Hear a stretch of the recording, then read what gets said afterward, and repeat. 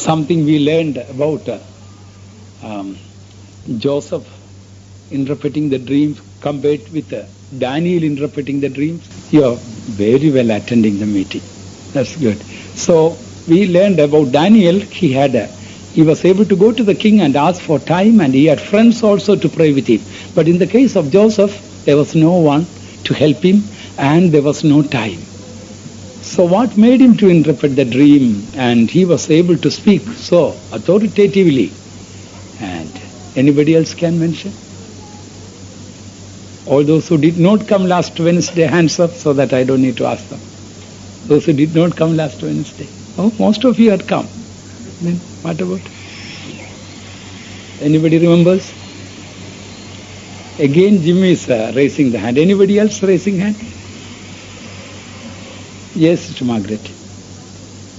That's right. He was a man who really lived in the spirit.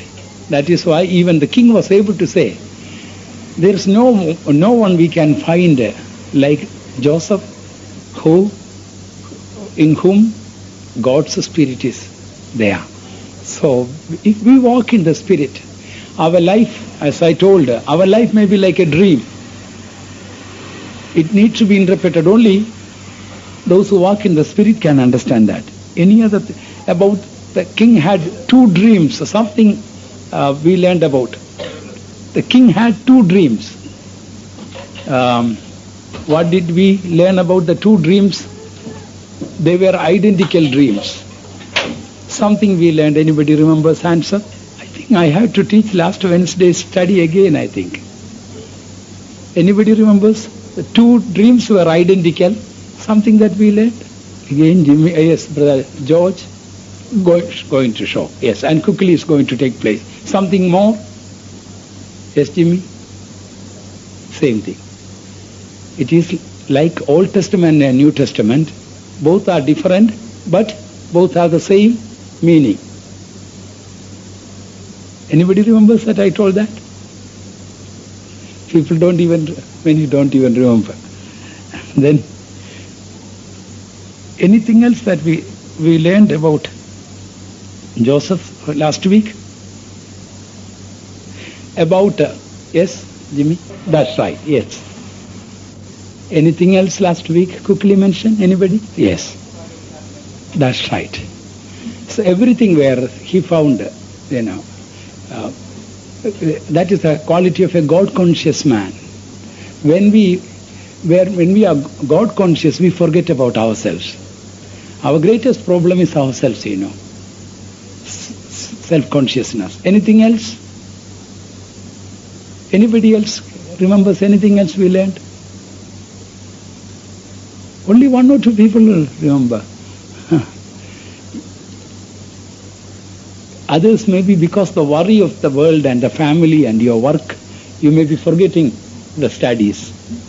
All right, from next week what I will do, I will pick up people and will ask questions rather than those who know raise up the hand, because that makes people so relaxed. So from next week what I will do, if the Lord tarries, I will ask so and so say. Yes, Brother George.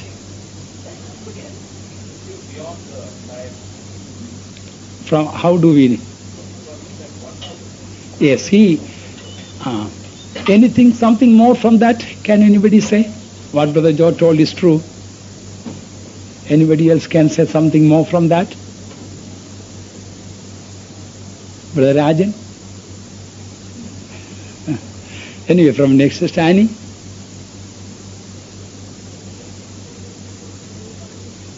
Yes. It showed that they lived in the time of prosperity, isn't it?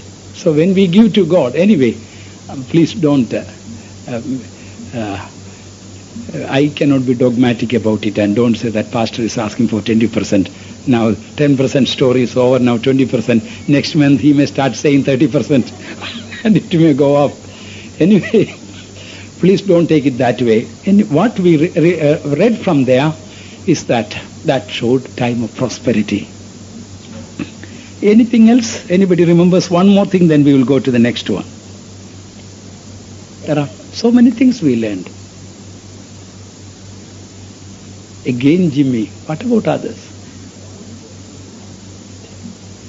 Somebody else?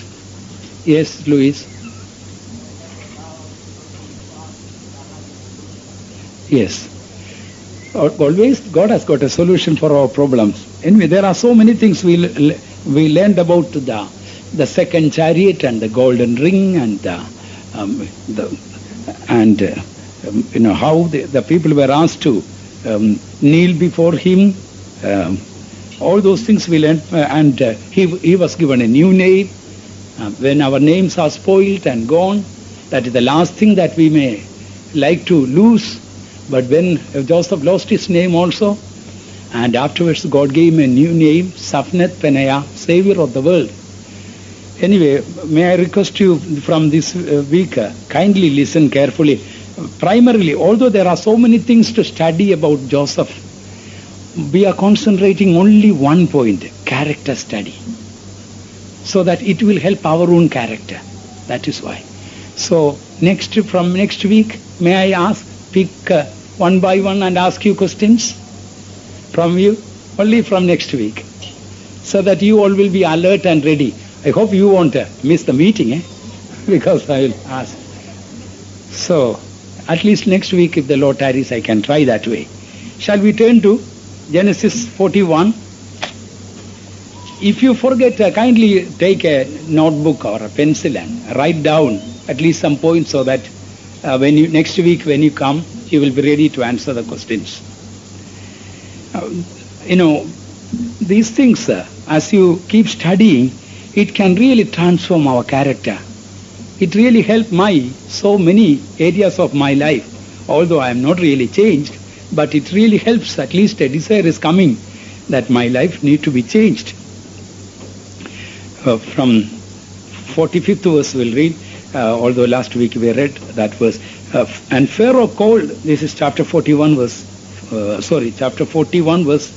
45 onwards. And Pharaoh called Joseph's name Safnath Paneah, and he gave him to wife Asenath, the daughter of Potiphera, priest of On. And Joseph went out over all the land of Egypt. And Joseph was 30 years old when he stood before Pharaoh, king of Egypt. And Joseph went out from the presence of Pharaoh and went throughout all the land of Egypt. And in the 7 plenteous years the earth brought forth by handfuls. And he gathered up all the food of the 7 years which were in the land of Egypt, and laid up the food in the cities, the food of the field which was round about every city, laid he up in the same. And Joseph gathered corn as the sand of the sea very much, until he left numbering, for it was without number.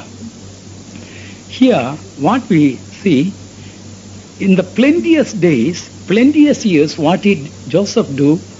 He told the people, collect all the food available and store it, because the days of famine are going to come.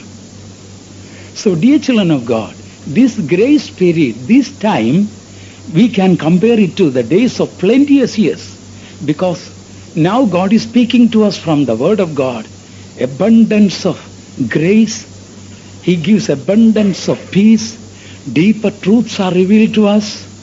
And now so many beautiful truths of forgiveness, goodness and grace and kindness and peace and joy. So many things in this time of God's grace, God is teaching. So spiritually speaking, these are plenteous years. In this time, what should we do? We should gather all the truths that God has given to us. We should collect and keep in our heart. That is why next week again I am asking, what have we learned? Jesus also told, after feeding the 5,000, collect all the remnants. Keep it, because it will be useful later. So these plenteous years, why Joseph asked them to collect? In all over the world there was plenty. But obviously in Egypt only Joseph told the people to collect, and they all collected. Obviously others did not collect and keep. Why did Joseph say? Because the days of famine are going to come. In the days of famine, then if we now, when God is, you are free to come to meetings now, you are free to pray, you are free to read the Word of God. Now it is, spiritually speaking, plenteous years. During this time, if you neglect praying, if you neglect reading the Bible, if you neglect coming for the Bible studies, if you neglect coming, receiving the goodness of God, if you don't receive the forgiveness of God, if you don't receive the grace of God, if you don't receive the peace of God in your heart, the days of famine, adversity is going to come. Word of God says about it. The book of Amos, chapter 8, there in verse 11 it says, "Behold, the days come, saith the Lord God, that I will send a famine in the land, not a famine of bread, nor a thirst for water, but of hearing the words of the Lord." God is going to send a great famine. I don't know when it will start. Maybe during even this Clinton's government itself, things may change. We may not be able to hear the word of God. A time is going to come that, "Behold, the days come, saith the Lord God, that I will send a famine in the land, not a famine of bread or thirst, not a thirst for water, but of hearing the words of the Lord." Dear children of God, in this time of plenty, if we don't come to hear the word of God, if we don't grasp God's word, what will happen? Isaiah says about the backslidden people in Isaiah chapter 1, verse 3. "The ox knoweth his owner, and the ass his master's crib. But Israel doth not know, my people doth not consider." Please take that verse and see whether is it spoken about you and me. Chapter 1, verse 3, Isaiah. "The ox knoweth his owner, and the ass his master's crib." Ass, donkey knows the master's crib, in the manger where the straw is put. The food is available. So the donkey knows the master's crib. So it will go to, whenever it is hungry, the donkey knows where to go, where the food is available. But my people don't consider. They know where spiritual food is available, but they don't consider to come. We should pray for the dear ones who do not come for Bible studies. I think about them, perhaps it is written, "The ox knoweth his owner, and the ass his master's crib." But my people do not know. My people do not consider where the food is available. Donkey knows where it will get its food.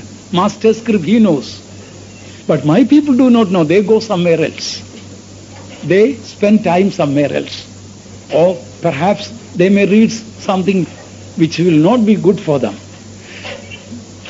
In the house of God, that is the place of house of bread, word of God says. Bethlehem, house of bread. So we should, if the ass knows it's a crib where the food is available, should not God's people consider where you can get the spiritual food and come and take the food? Therefore, whether it is Bible study or Sunday or other meetings, when spiritual food is available, even donkey knows. How can we become worse than that? In Jeremiah we read, a time is going to come, if you walk with footmen and if they weary you, then what shall you do in the swelling of Jordan? A time of distress is going to come. We read about the little creature, ants. Bible says in the time of summer, they collect food. But this is the, spiritually speaking, time that we can collect spiritual food. But Proverbs chapter 33:0, verse 25. "The ants are a people not strong, yet they prepare the meat in the summer." These ants, this little creature in the world, one of the smallest creatures in the world, they know one thing. They know how to collect food in the summertime, because winter is going to come. Then they cannot collect. Dear children of God, this is the time we should read the Bible, collect spiritual food. This is the time we should come for Bible studies. We should come for other meetings and get spiritual meat. If these ants can do that, if the donkeys know their crib, and we realize that a time of famine is going to come, during that time we won't be able to get anything. Therefore, in this time of grace, we should really turn to God and get food. As coming back to Genesis chapter 41, Joseph gathered in these plenteous years so much of food without numbering. Like Joseph did, we also should do. This is the time we should. A great famine is going to come to this world. Famine already it is there. Famine for the truth. Famine for the deeper truths. Famine of love. A true love, agape love. This world is famished, starving for it. But this is the time we should collect enough, so that during the time of famine, we will be able to give out others. And then 51st verse 51. And Joseph called the name of the firstborn Manasseh, for God said, He hath made me forget all my toil and all my father's house. And the name of the second called Ephraim, for God hath caused me to be fruitful in the land of my affliction. Beautiful truths we find. First we find, first-born son's name he gave Manasseh. Manasseh means God made me to forget all my toil. That is the first thing that we have to do. We have to, when we forgive others, we should forget also. He had to forgive a lot of people, isn't it? He had to forgive his brethren who hated him and put him in the pit and sold him. He had to forgive Potiphar, who hastily, in great anger, put him in prison. He has to forgive Potiphar's wife, who really spoiled his name. He has to forgive the butler, who promised him that he will remember, but he let him down and forgot him. Here we find the first child's name he gave, Manasseh, means God made me to forget. We should forget what others have done against us. Then only our spiritual life will be established. If you keep remembering what your wife has done against you, if you keep remembering what your husband has done against you, and whenever you get a chance you keep on saying that, you don't have the experience of Manasseh. Manasseh means forgetting. It is true, we cannot really mentally forget our past. Forgetting means there is no resenting thought or memory. If we have got any resenting thought or bitterness, what will happen? We will speak about it. Oh, my wife has done like that, my husband has done like that. We will keep repeating that. Quite a number of God's people do that. Yes, that believer has done that. This so-and-so has done such and such things against me. First we find Manasseh. Manasseh means God made me to forget. We cannot forget, That is why it's written, God made me to forget. Two things mentioned. He made me to forget all my toil and all my father's house. Forgetting father's house. That is a type of consecration. Joseph is a type also of a consecrated servant of God. A servant of God who is feeding the people, caring for others. They have to, Jesus told, except a man forsake all, he cannot be my disciple. In Luke 14:26 we read that, except a man hate his father and mother and brother and sister and wife and husband and land and this. It is not hating. What exactly is doing that? We entrust them into the hands of God, so that we may attend upon the Lord without distraction. That is what Jesus wants. Every true servant of God has to entrust their own family members, blood and flesh and blood, into the hands of God. Hands of God are the safest hands we can entrust our dear ones. Then only we can attend upon others. That is why in Psalm 45 verse 10 we read, hearken, O daughter, and consider, forget thy father's house, then the king shall desire your beauty. True servants of God should forget their family, forget their land, forget their people, forget their kith and kin. I don't mean to say hating them or forgetting in a manner with a hatred. Means when they love to serve God, and Jesus told, those who do the will of my Father, they are my brothers and mothers and sisters. Suppose if I keep remembering my family members back in India, how they are doing, how well off. I keep telephoning them or inquiring them and this and that and worried about them. My spirit will be there and my body will be here. So that is why true servants of God should entrust their family members into God's hand. If we do that, God will look after them. That is why the Bible says we are called to be soldiers of Christ in the battlefield. A man who is in the forefront of the battle is thinking about his wife and children and worried about it. He cannot fight the battle properly. That is why also Word of God says that he who was a person who has been called to be a soldier of Jesus Christ, how he has to dedicate himself to the Lord. And you see from Joseph's life, Joseph, as you know, Joseph was father's pet, father's boy. He was 17 when he left father's home. Now he is 30 years old when he became the governor of Egypt. Then 7 years of plenty, prosperity, that is over. That means 20 years gone, isn't it? And then famine time started. Listen, dear children of God. He could have thought about his father. Why not I go home and see my dad to say that I am alive? He must be really suffering, isn't it? He may be, I do not know whether he is thinking that I am dead or gone or whether I am alive or not, because he had no news at all. Naturally, he could have thought like that. Do you know what could have happened? Suppose, being a governor, he could have taken some chariots and horses and people with him to go and see. In few days' time, he can visit his father and come back. But he didn't do that. It's not because he hated his father. If he had left all these things and gone, his ministry would have been, disturbed. He had a great responsibility entrusted by the king. These 7 years of plenty, his duty is to collect all and keep and make storehouses and so many things he had to do. He had to attend upon the Lord without distraction, attend upon the king without distraction. So if he had done that, this work would have been disturbed.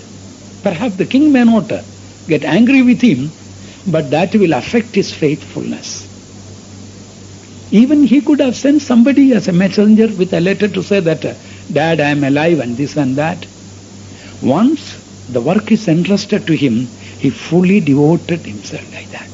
Why I am telling the congregation, please pray that God may raise up such servants of God who 24 hours who are willing to give themselves to God's work, not running after their own flesh, blood and flesh. They cannot properly serve God. And because that was done, Joseph was not defeated. And in the right time, everything worked out.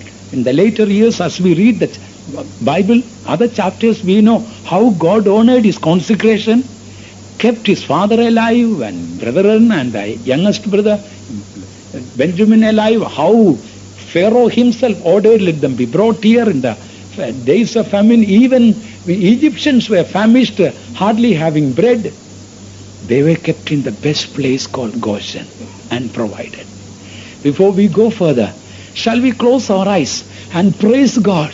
God may raise up Joseph like dedicated servants of God who can forget the father's house, who can forget everything to serve God faithfully. Shall we praise God for that? Oh God, praise Thee, Jesus. Raise up such dedicated servants of God who can forget everything to serve God faithfully, oh God. Oh, thank you, Father. Raise up from this congregation also, Lord. In Jesus' name. Amen.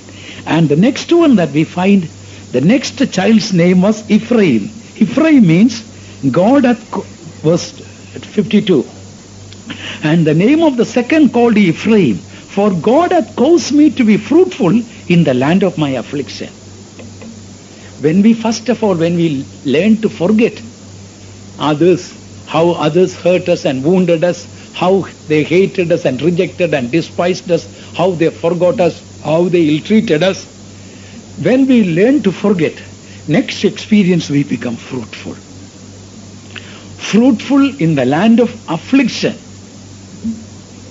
We can become fruitful even when we go through distress and difficulty. But if you cannot forget what others have done, oh, very often you keep on you telling about that. Yes, so-and-so did that against me, so-and-so spoke like that against me.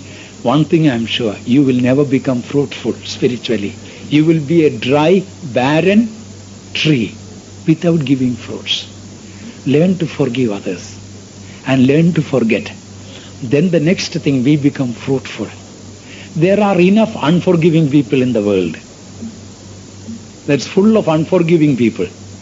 God needs at least some people who can joyfully, willingly, cheerfully forgive others. God loves a cheerful giver.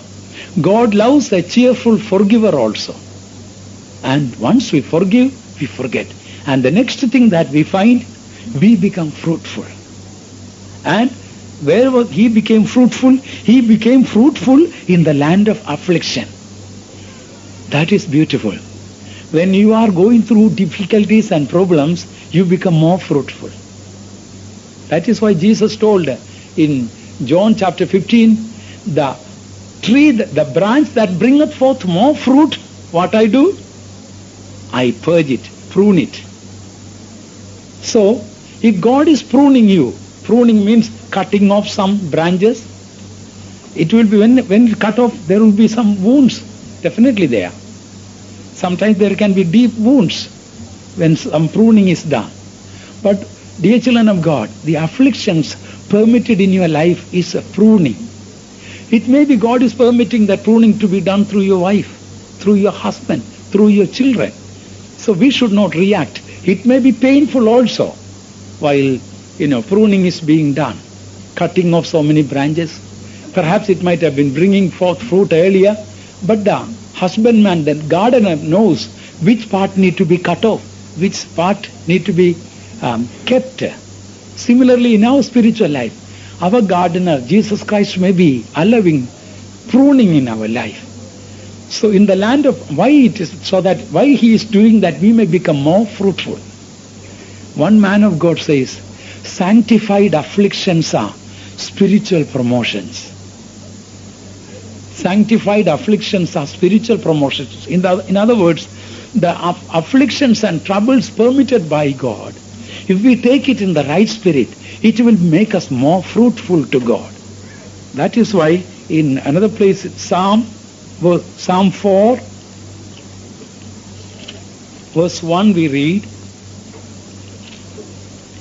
hear me when I call, O God of my righteousness. Thou hast enlarged me when I was in distress. What did God do for him? Thou hast enlarged me when I was in distress. So why God allows distress for us? Why God allows distress?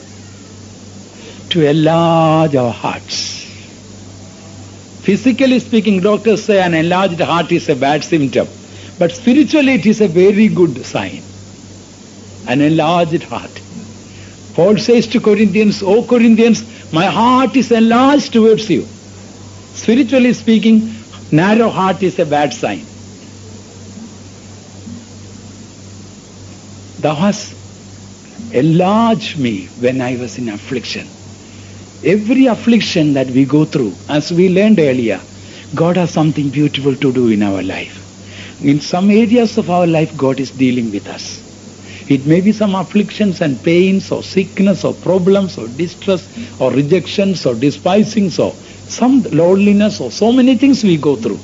During those times, we should turn to our Joseph. So, second son's name was called, God hath caused me to be fruitful in the land of my affliction. Our afflictions, our difficulties, if we are in the spirit, right spirit, it will make us more fruitful for God. And then we find from 53rd verse, and the 7 years of plenteousness that was in the land of Egypt was ended, and the 7 years of dearth began to come according as Joseph had said, and the dearth or famine was in all lands, but in all the land of Egypt there was bread. And when all the land of Egypt was famished, the people cried to Pharaoh for bread.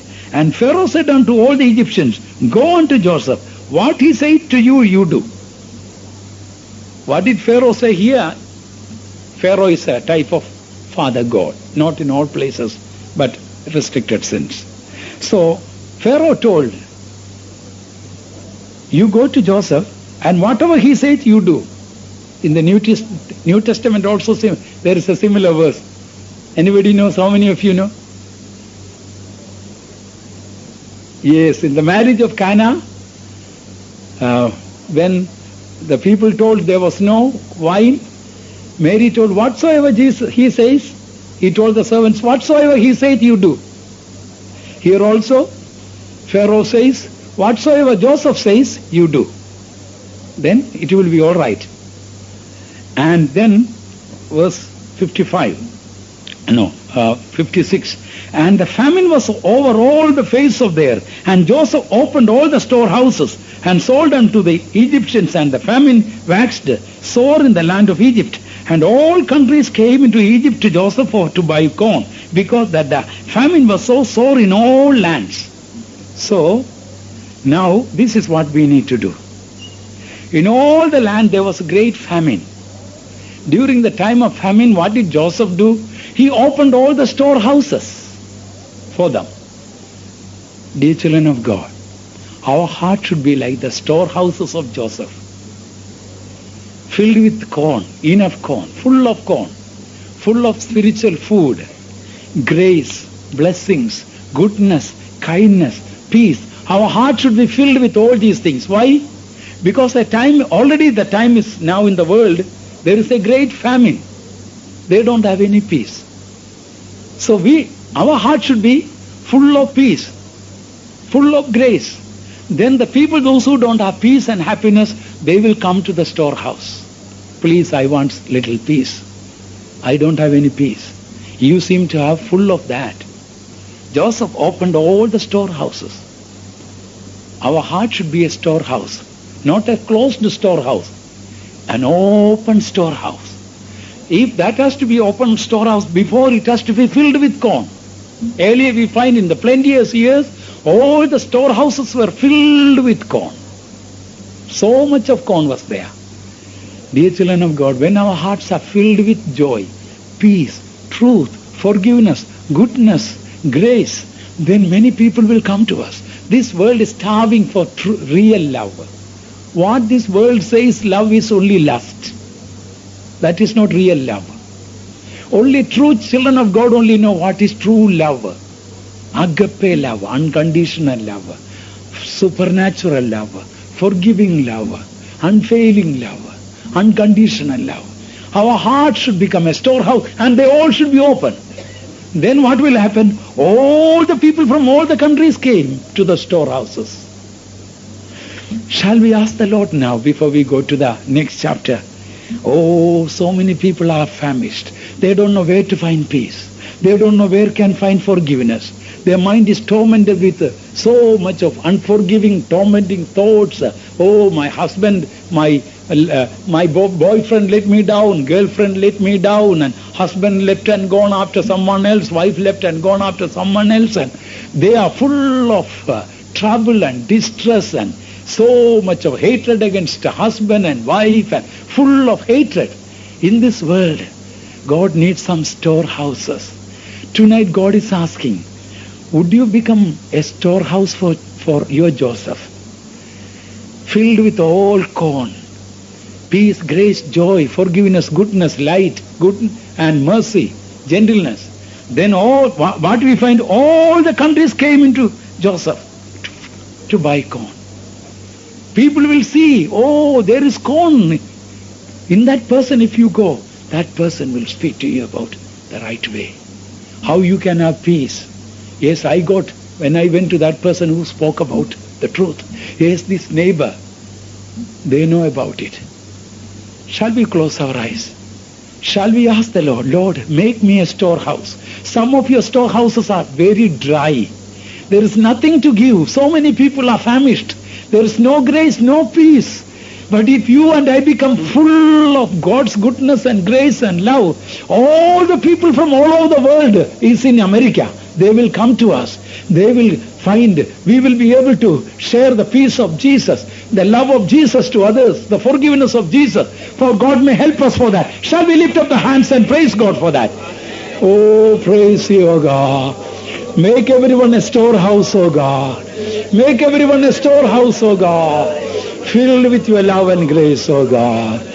Oh God, hallelujah. Hallelujah, hallelujah, hallelujah, hallelujah. And as we sang the first chorus, let's open up our hearts. Not only it should be a storehouse filled with all goodness and forgiveness and love, our heart should be open. There is a saying, our heart should be like a parachute. Unless it is open, it is of no use. A closed heart cannot be done. You may have a parachute, but it will be of no use if it cannot be opened. So also our heart, it should be open, particularly in this world. As now before, there is a great need for love, peace and joy in the hearts of people. Now we'll turn to the next chapter. It is, I can say by the grace of God, there are glorious things in these chapters. The 42, Genesis 42 verse 1. Now when Jacob saw that there was corn in Egypt, Jacob said unto his sons, why do you look one upon another?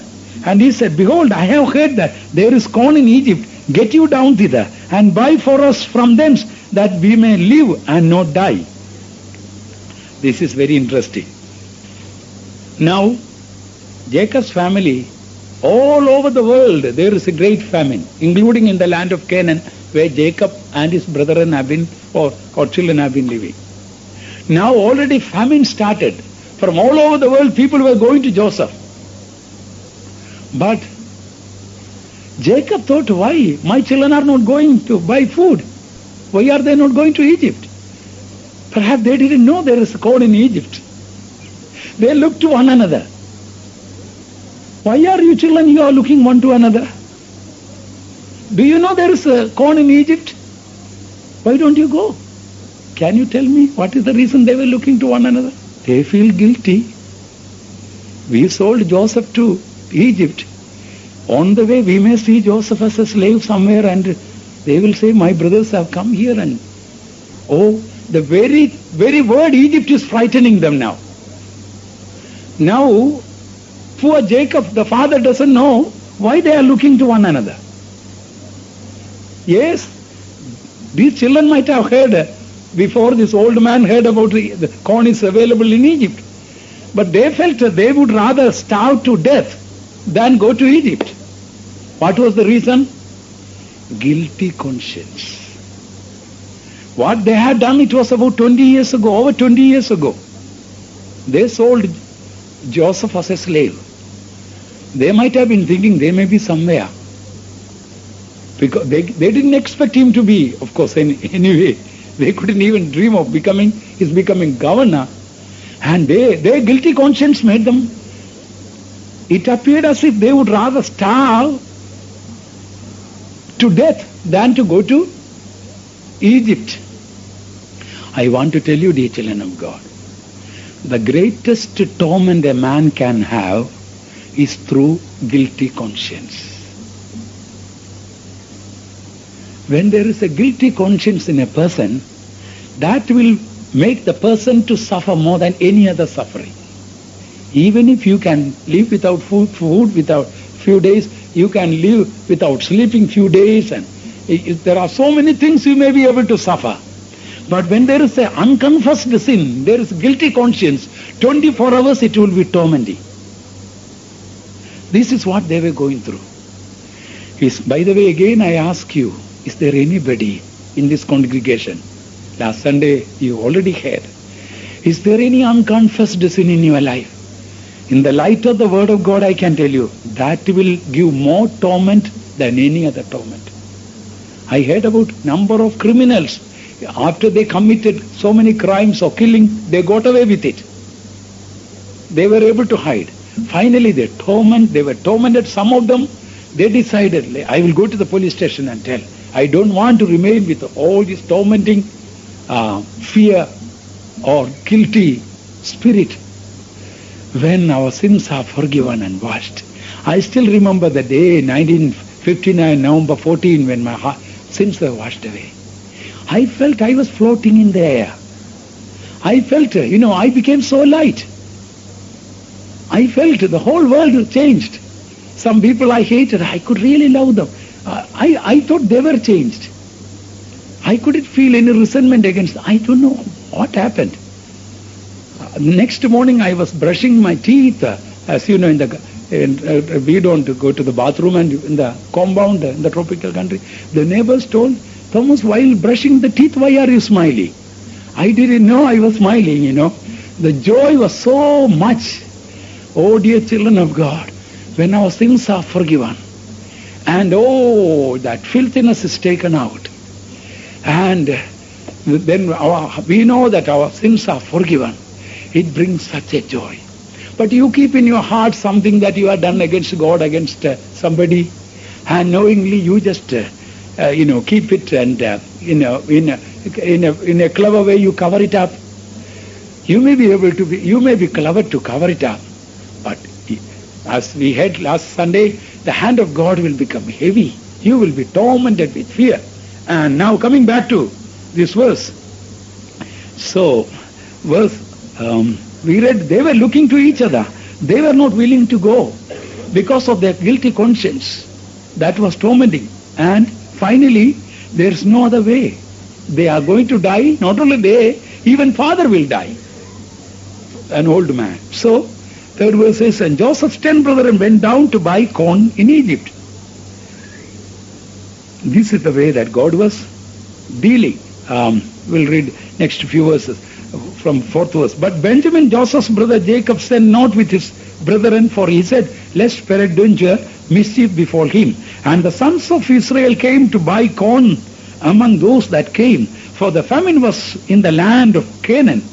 And Joseph was the governor over the land, and it was that sold to all the people of the land. And Joseph's brethren came and bowed down themselves before him with their faces to the earth.